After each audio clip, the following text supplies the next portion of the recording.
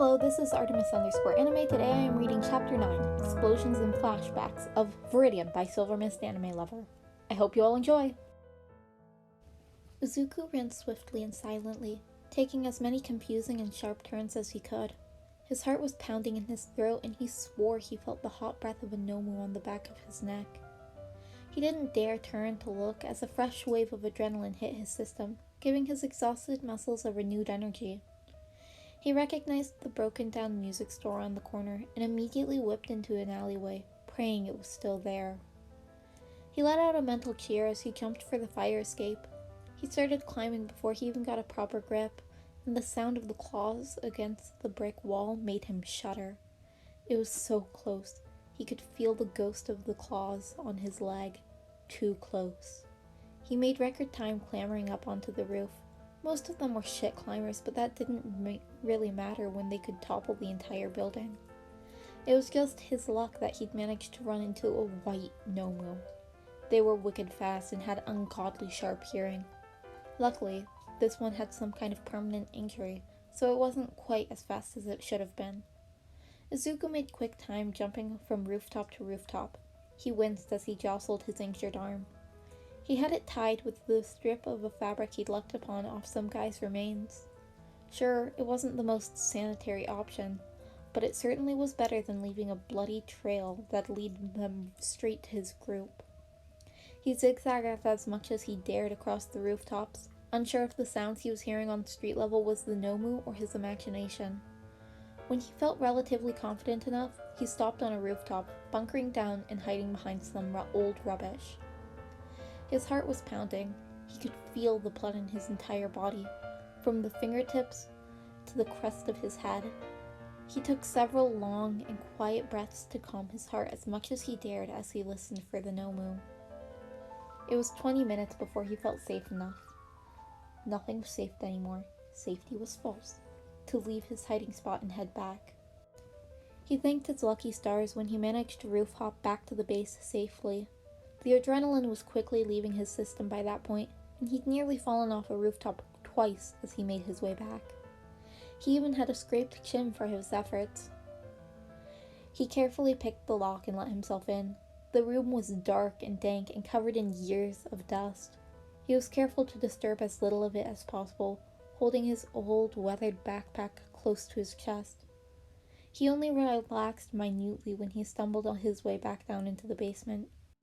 "Sho, Sashi, I'm back."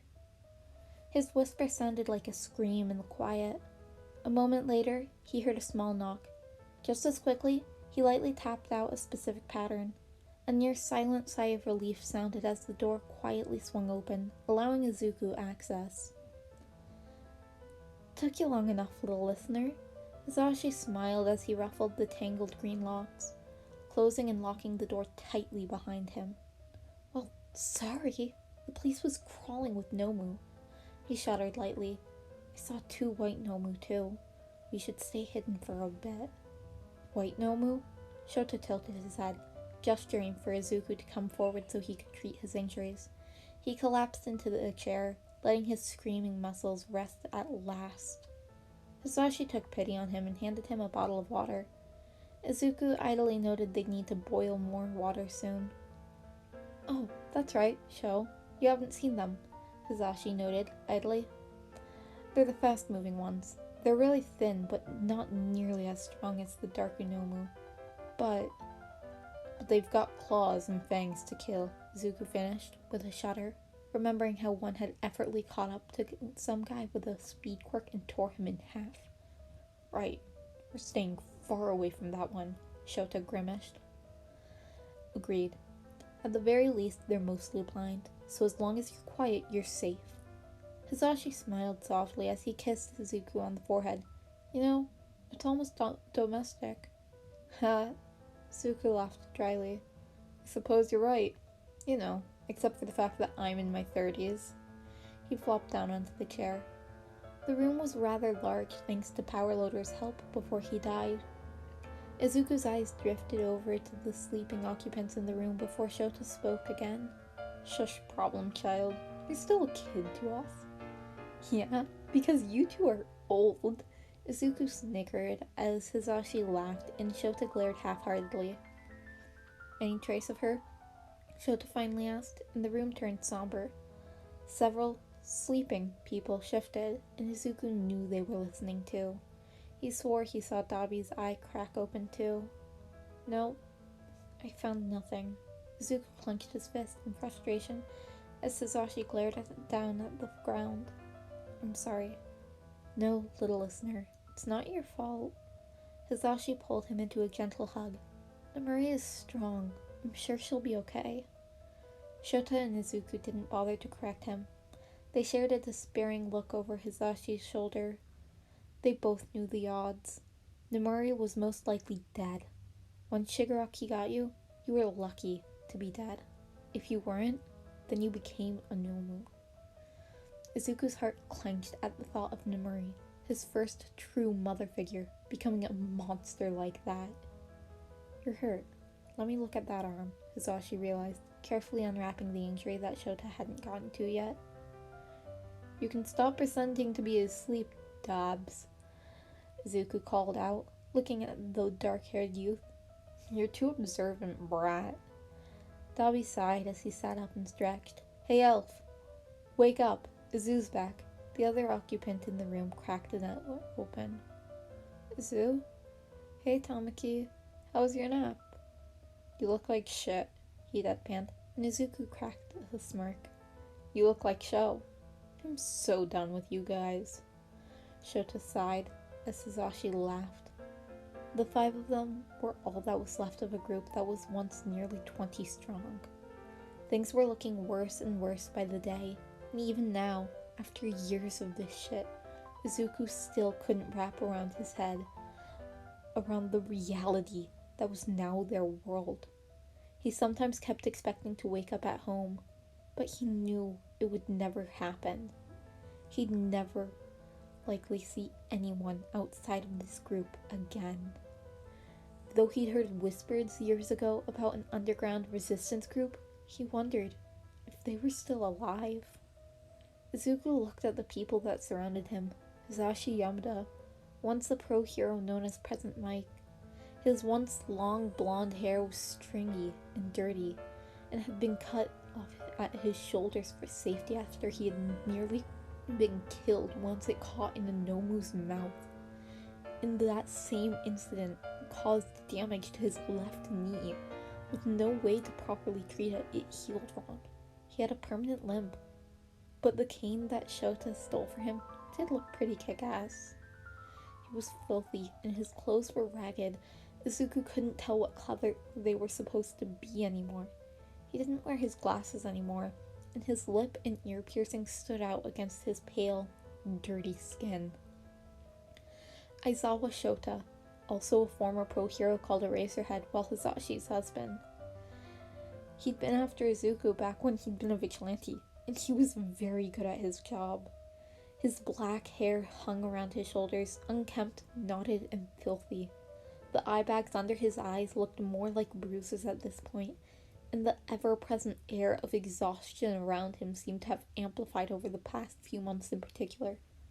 His stubble was becoming a short beard, and he was also covered in grime and filth.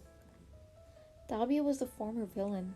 He didn't tell them his original name, but he'd once confessed to Izuku that he was the eldest son of pro hero Endeavor. He'd ran away due to abuse and faked his own death. Izuku had to give him props for that. He wasn't sure if he'd had the guts to fake his own death like that. Turned out, in the apocalypse, titles like hero and villain didn't matter anymore. What mattered was how you could contribute to the group. And Dabi had a surprisingly vast knowledge of medicine. If it weren't for Dabi, Izuku probably wouldn't be alive right now. Like the others, he was also covered in filth and was nursing a bad ankle, which was why he couldn't join Izuku on the food run, like he usually did.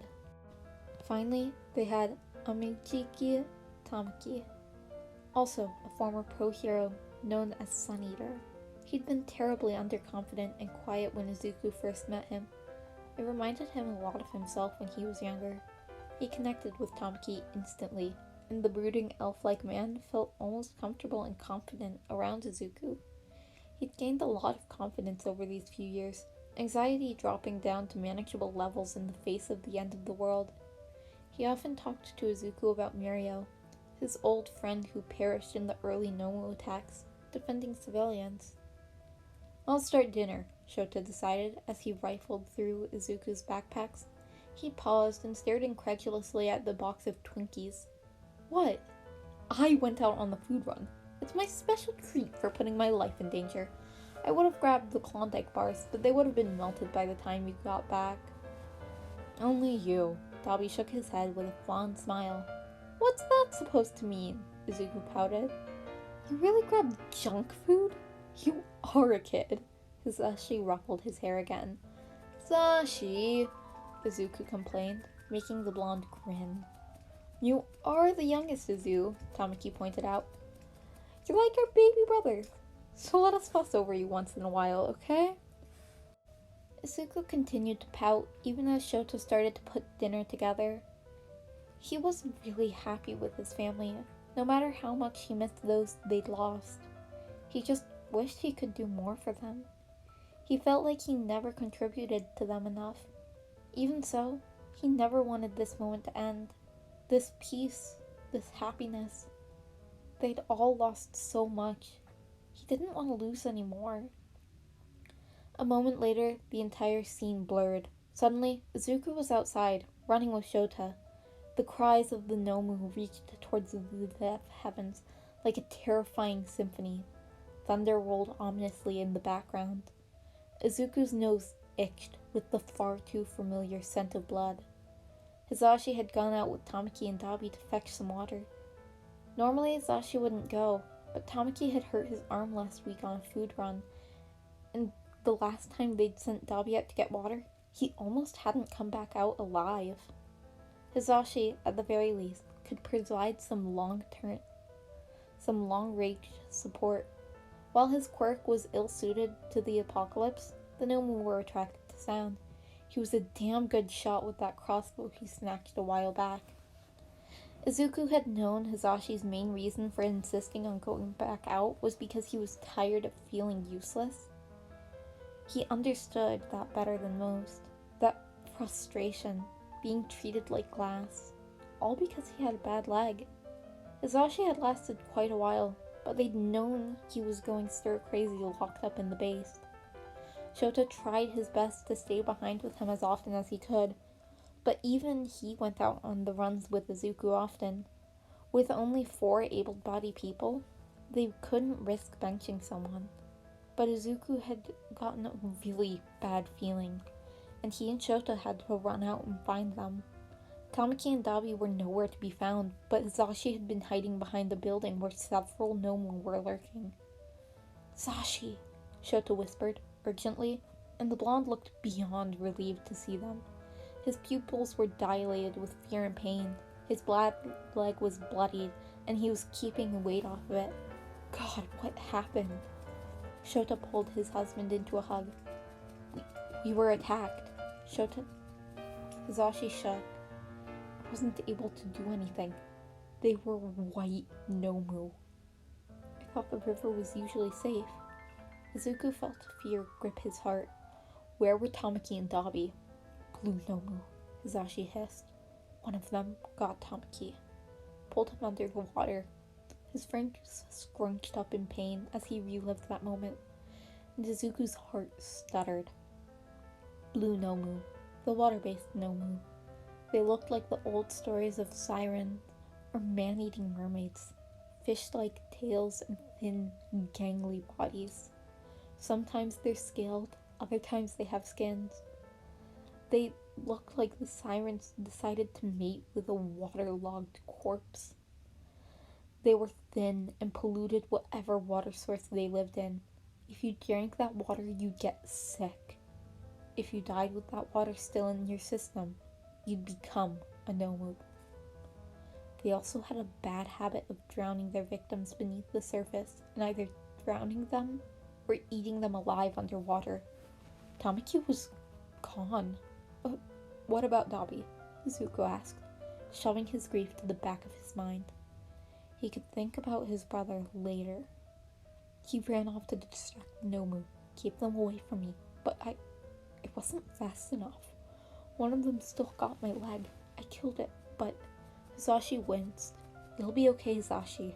Shota put his husband's arm around his shoulders to help support him as they walked. Izuku, keep the Nomu off us. We need to get back to the base. Right. Izuku nodded. Dabi would be fine. He was strong.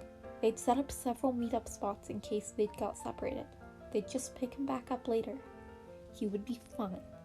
He rested his hand on the hilt of his sword, just to make sure it was still there. The swarm was swiftly descending upon them. Izuku's hair stood on end the moment before a flash overtook his vision. The near instantaneous clap of thunder shook the ground like an earthquake. When he could finally see, he realized the lightning had struck really close to them. It set off some trees ablaze. Heavy sheets of rain did nothing to snuff out the fire as it grew quickly, fed by the weeks of drought they'd suffered. The fire blocked their quickest escape route, and the Nomu were agitated now. The thunderclap had been loud, enough that Izuku's ears were still ringing, and both Shota and Hisashi looked to be in similar states. Izuku caught movement from the corner of his eye and only barely managed to block the claw from the white Nomu with his sword in time. A shiver ran down his spine as he stared into the beady eyes that could only truly catch motion. He'd gotten a lot faster and stronger than he'd been when he first encountered these things, but he could still only barely keep up with them. This was bad. He caught sight of Shota herding Hisashi off to hide behind some rubble nearby, just as Izuku noticed another gnome joining the party. It was tall and stood on two legs. Black scales stretched halfway up the leg before it tampered off the skin. It was thin, but not so stickly like the white Nomu. Its brain was almost entirely exposed, sans a protective crown-like protrusion of bone around the base. A large snout indicated it was good at hunting by smell, and a large, thin, whip-like tail swished dangerously behind it. The small, bone-like blades glinted in the storm. A black Nomu. Just his fucking luck. They were pack hunters. Judging by the size of its crown, this was a drone, one of the males. Izuku was never more grateful for his analysis skills in his life. He'd studied analysis of different black Nomu in all the years. Black Nomu, not to be confused with the dark Nomu, served a queen, like bees. The workers were drones, hunted. But they seemed to have a sort of hive mind with one another. This was bad. Really, really bad. One white Nomu was survivable, but packs of black Nomu could number anywhere from 5 to 50. Definitely not something he could survive alone. He barely dodged the swipe from the white Nomu and parried the whip-like tail of the black Nomu. But the white Nomu took advantage of his distraction and wrapped its own whip-like, thankfully non-bladed, tail around Izuku's arm, yanking him harshly to the ground. He instinctively rolled, scarcely missing the white Nomu's killing strike, but found himself crying out in pain as the black Nomu's tail got him in the arm. He swiped at it, attempting to cut it off, but he missed by a hair. He quickly assessed the damage. Nothing permanent. He could still use his arm. Those strikes would be weaker. Blood Trail was now concerned if he managed to escape. Shit, it wasn't looking good. He ducked under another tail whip from the black Nomu and ran at the white Nomu, feigning to the side as he managed to somehow lob off half of its tail. It'd be slower now, as it adjusted to the loss of balance. The white Nomu screeched, and Izuku heard the not-so-distant screech of the other black Nomu. Reinforcements were on their way, and it wasn't for his side. He gritted his teeth as he dodged to the side, narrowly avoiding a claw swipe from the white Nomu. He had to make a move, and make it now. Izuku feigned, dodging to the left, only to dive underneath the Black Nomu's legs. He scampered up and back in record time, scarcely holding on as it screeched in anger, trying to shake him off. The tear nearly hit him, and he doesn't hesitate in stabbing the brain. He realized the moment it went in, the jostling had altered the trajectory. Instead of stabbing it in the brain and killing it, it wedged itself between the brain and the skull. Non-fatal. Izuku was blindsided by the Nomu's tail hitting his shoulder and knocking him off its back. He bit back a cry of pain as he hit the ground hard. The tail tore through his flesh, and he swore he felt it touch bone. His eyes tracked the Black Nomu as it came in for the kill. He wasn't going to make it in time. So this is how I die, he realized. The thought startled him a bit. He'd joked about it before, but as the jaws of the Black Nomu unhinged, dividing into 3 parts, it really hit home. He was going to die. His eyes traveled to Shota and Hisashi, who were still hiding behind the rubble, tears in their eyes as Hisashi held back Shota, covering his mouth so he didn't attract attention. He was grateful. They were alive. Izuku smiled at him. He was okay with this. As long as they survived, that was what mattered. That was all he needed. Then, everything went white, and a searing heat burned into the fine hairs on his arm. A sound far too loud to identify shook the ground beneath him. Was this death? He felt something wrap around his leg and drag him across the ground. Shota pulled him into a fierce hug, and it took him several minutes to understand what had occurred. Lightning had struck the Black Nomu, and as it had been about to devour him. The failed kill strike that had nearly cost him his life acted as a lightning rod, saving him at the last possible second. He was alive. He'd literally been saved by chance. What were the fucking odds? He felt like laughing, or sobbing, or something. But he was in too much shock to process anything. Hear me, Izuku? Hisashi whispered softly, and he shook his head. Sound was returning to him. Yeah, I think so, he answered back, quietly. Don't you ever do something so stupid again. I thought we were going to lose you. Shota had tears running down his face. So did I, Izuku admitted. A growling sound made him turn his attention to the 3 new Black Nomu that had entered the scene. They sniffed at the body of their fallen pack mate, and Izuku thanked the rain for making it harder to track scents. Izuku looked around with a sinking feeling. They had no escape.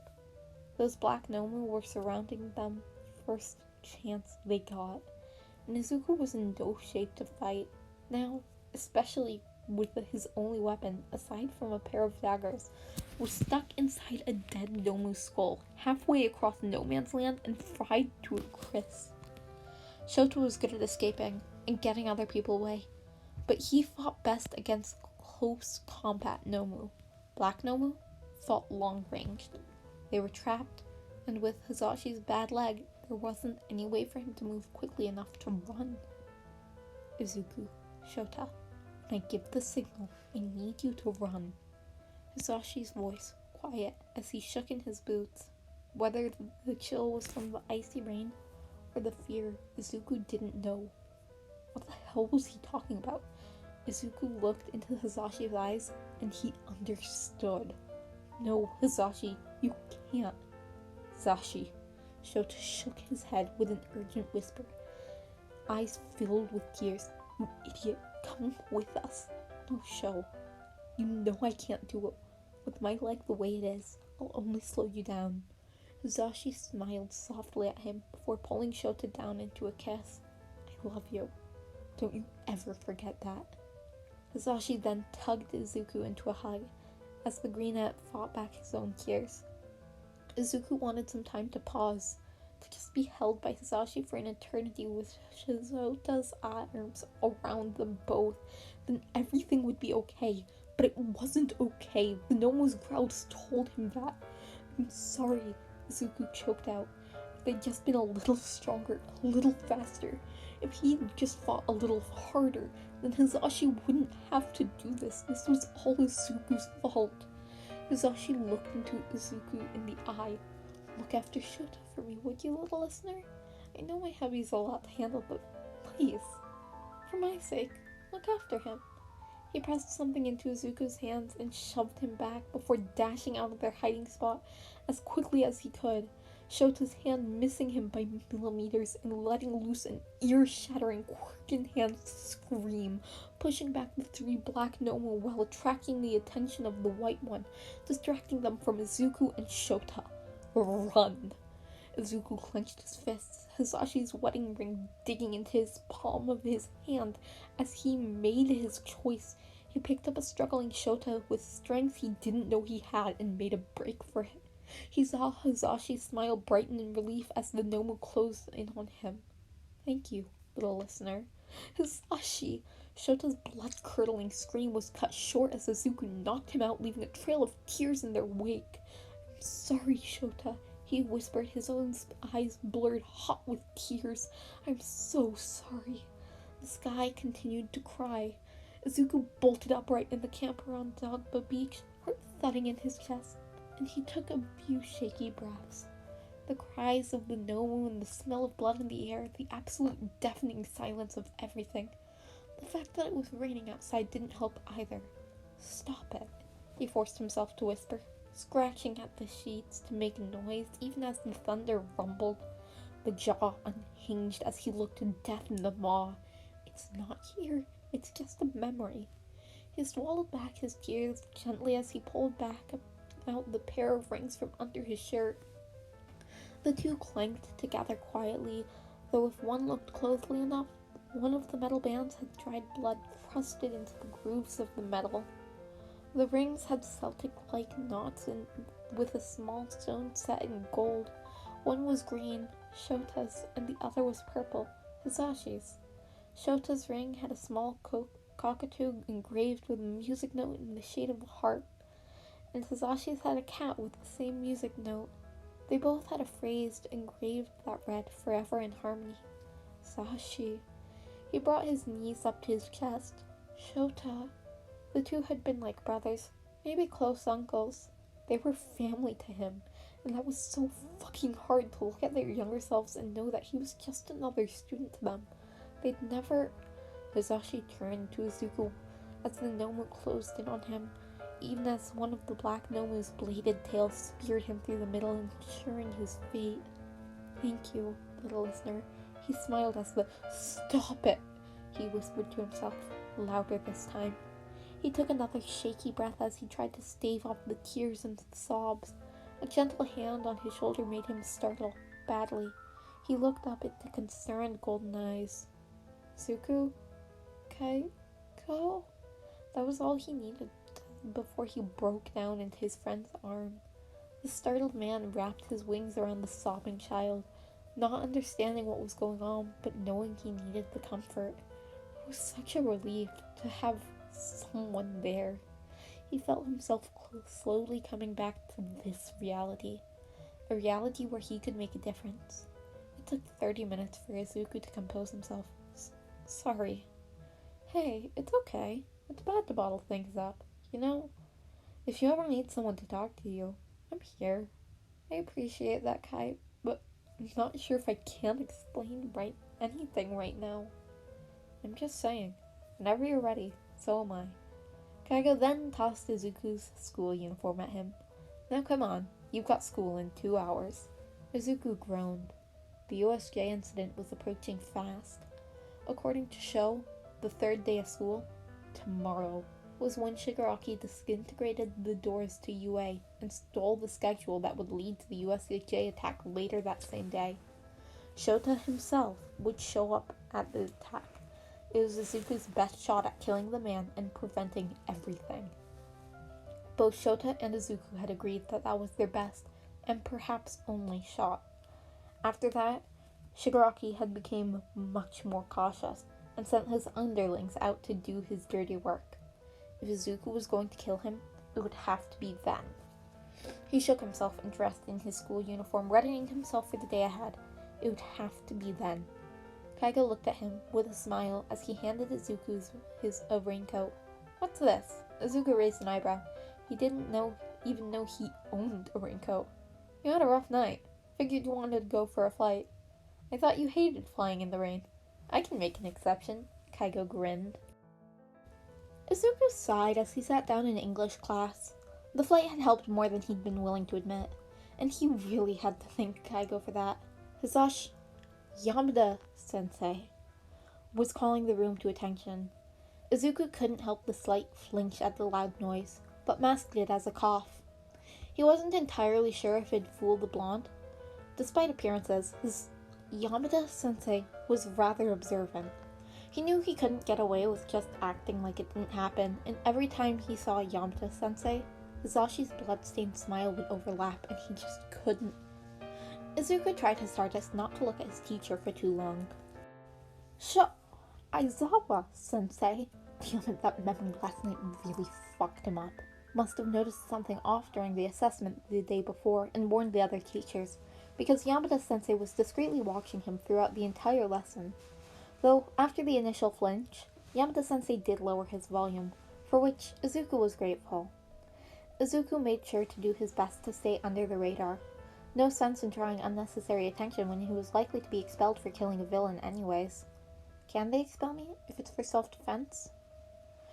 Izuku kept that thought in mind throughout the morning classes.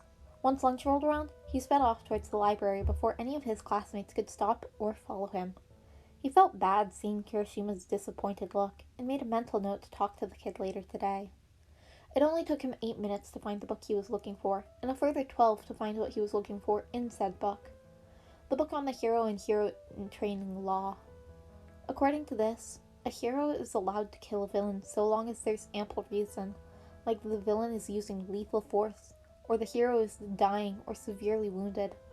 No wonder Endeavor can get away with charring his victims. Most villains use lethal force anyhow. And with the way this is worded, so long as someone is in danger, hero, civilian, or hero in training, a hero is allowed to use lethal force and cannot be held accountable for the murder, except under very specific circumstances. But this also applies to hero in training under 3 conditions. 1. They are in an internship or something similar, and their hero mentor or sensei gives them permission to attack. 2. They have provisional license. 3. A hero in training is acting on the grounds of their hero school, and the USJ is on UA grounds. Izuku would later deny the very Eraserhead-like smile that graced his lips. I can legally kill Shigaraki and stay in UA without retribution. I can still be a hero. His smile dimmed as the images of fallen comrades and friends flashed behind closed eyelids. I'll help as many people as I can. Shota and Hisashi flicked across his mind, followed quickly by Nemuri, Dabi, and Tamaki. The ghost of Hisashi's hand ruffling his filthy, blood-stained hair, and Shota pulling him into a warm embrace as they grieved together for the loss of their sunshine. Nemuri's soft laughter as she cooked breakfast for the hungry boys, smiling gently as her lips brushed against Izuku's forehead in a way that he imagined a kind mother would do. Dabi playfully shoving him in a way that made him feel like an older brother, while Tamaki played peacekeeper in between the two when things got too heated. He remembered Power Loader teaching him things about support items that he'd never known before, and they'd stay up working into the wee hours of the night, well past sunrise, working on projects together until someone, usually Flatgum, came to drag them out. Hell, he even missed Quip, a fellow vigilante who he'd been rather close to before the apocalypse hit. Izuku had given him his vigilante name, and it stuck. He didn't realize he was crying until Ectoplasm, the current librarian, came over. "Are you okay?" he asked, softly, handing Izuku a tissue. He hastily wiped away his tears and took the pro-offered cloth. Yeah, sorry, I was just missing someone. If you ever need to talk, I'm always here. People don't usually bother to come to the library." Izuku hesitated a moment. Would it be stranger for him not to say something? The man seemed genuine in his offer, and Izuku felt somewhat bad that he couldn't confide in anyone. I'll keep that in mind. Thank you. Ectoplasm smiled softly. Or at least, Izuku got the impression that he was smiling softly. He could tell it was a mask thing, before turning back to organizing his books. Izuku quietly put his books back and made his way back to his classroom. He wasn't hungry anymore, and though he knew he'd probably regret this decision later, the memories of blood-stained friends twisted into unrecognizable corpses and the echo of the smell of iron made the thought of food revolting. Even if he was dying to try Lunchrush's food, and yeah, he was fighting off the lingering effects of malnutrition, but he was good enough to fight as a Viridian, so he'd manage a stupid heroics class. Besides, Kaigo was making sure that he was putting pounds back on. He was the first person back in the classroom. Aizawa raised an eyebrow as he held a stack of paper under his arms. Bright red eyes framed by blue hair glowed menacingly as a hand reached towards him. He was terrified, and he knew the only reason he was still alive was because of Shota. Izuku shook his head sharply, dislodging the memory.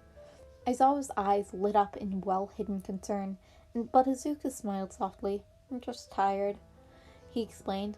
While he could tell that his half-assed explanation did nothing to convince his sensei, the said man still let it lie and continued out of the room, much to Izuku's relief.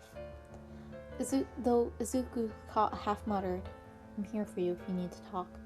Wow, UA teachers really were different. And that's two that offered him an ear if he needed it. And he was quirkless. That more than he'd ever had in his entire life. Either of them. Slowly, the class started to trickle in, and a few attempted to make small talk with him. He sighed when he realized that the teacher was going to be late. Hey Midoriya, Kirishima grinned. You're the one my brother talked about, right? Anime Boy is his username. Yeah, Izuku smiled softly. My screen name's Deku, he explained. He told me to keep a lookout for you. Sorry it took so long. I'm kind of socially awkward. That's fine. My brother is too, Kirishima grinned. I think you're awesome, Midoriya bro. Bro? He blinked, unsure how to take the new nickname. So, Midoriya, the pink-haired girl, Ashido, excitedly leaned toward him, cutting off whatever Kirishima was going to say. I have to ask, what's your quirk? My quirk? Izuku blinked, didn't they? Oh. He didn't tell them. He opened his mouth to affirm that he did not have one when Bakugo decided to be an ass and do it for him. Deku?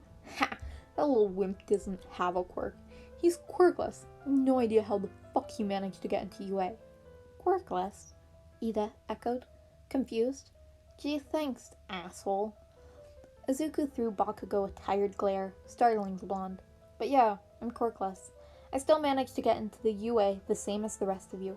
So doubt me if you want, but just know that underestimating me will not end well for you. There was a glint in his eyes that made the class falter. I think that's so manly! No quirk and you still got in? Bro, you're incredible! Kirishima grinned, taking Izuku aback. What? He blinked. He'd been so ready for the jeers and teasing that having already built the wall around himself in preparation, but what? Yeah, Kaminari grinned. Gyro gave him a thumbs up too. I think you're brave, and definitely someone I wouldn't underestimate on the battlefield. If you could take down those robots without a quirk, you must be a force to be reckoned with, Tokoyami said, quietly. Now I've gotta ask, how did you beat them? Ashido was quite literally bouncing on her seat. Oh, I fight with a sword, Izuku explained. But you stopped the zero-pointer and saved me, Uraka argued. Oh, that? I hacked the drone from a drone robot. I rewrote the code and initiated force shutdown for all nearby robots, including the Zero Powder. He shrugged, as if it was no big deal. Is that even allowed? Ida looked scandalized. Anything goes in a real battle, even nutshots. At any rate, I don't think Nezu was angry about it. Though I do have a meeting with him after school today. He rubbed his chin. as he thought, idly misting his stubble. Before anyone could say anything else, All Might strode in, making Izuku stiffen. Great. He ignored the long-winded explanation, or maybe it wasn't that long. Izuku didn't really pay any mind to it either way, before he grinned at his costume. Perfect. His hero costume was one that he'd put a lot of time and effort into. If he was really going to go the whole way and actually become a hero, then he'd need to go into underground heroics. Not that he minded necessarily, that would have been his first pick anyway. So, with that in mind, he went with a darker color scheme. The dark green and black skin-tight suit allowed for ease of movement without the risk of losing clothing catching on anything. There were plenty of pouches and hidden pockets along his utility belt, and his trusty black katana hung comfortably on his back. A pair of sai hung on his thighs, and he had nothing covering his hair or face, with the exception of a very Eraserhead-esque pair of black goggles that currently hung around his neck. They had night vision qualities, as well as heat-seeking tech. Plus, they'd help keep smoke and dirt from obscuring his vision. His black boots had a shock absorber and hidden knives. He may have looked similar to his Viridian persona, but there was a little chance of them connecting the dots. Not when he'd convinced Tsukuyoshi and Aizawa so wholly that Viridian was an adult. In short, he looked unassuming at first glance, but he was actually armed to the teeth. Izuku smirked. This was going to be fun.